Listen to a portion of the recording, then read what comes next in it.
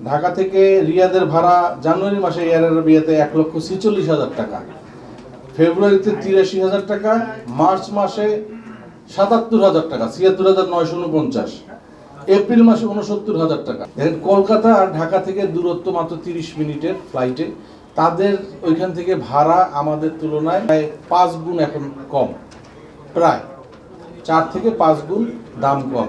তাহলে এই যে ব্যবধানটা, এই যে বৈষম্যটা, এটার কারণটা কি? আমরা কিছু কারণ এখানে খুঁজে পেয়েছি, আমরা আপনাদেরকে উল্লেখ করতে চাই। অস্বাভাবিক মূল্য বৃদ্ধির কারণ 1 নম্বরে আমরা যেটা বলছি, নাম, পাসপোর্ট, ভিসা ছাড়া গ্রুপ বুকিং করা। বিভিন্ন এজেন্সি চাহিদা না থাকা সত্ত্বেও যাত্রীদের কোনো প্রকার পাসপোর্ট, ভিসা, ভ্রমণ নথিপত্র এবং প্রবাসগামী শ্রমিকদের কোনো প্রকার বৈদেশিক ওয়ার্ক পারমিট, এমনকি যাত্রী তালিকা ছাড়াই শুধুমাত্র ইমেলের মাধ্যমে কতিপয় এয়ারলাইন্সের বিভিন্ন রুটের গ্রুপ টিকিট বুকিং 2-3 মাস অগ্রিম তারিখের পিএনআর করা হয়।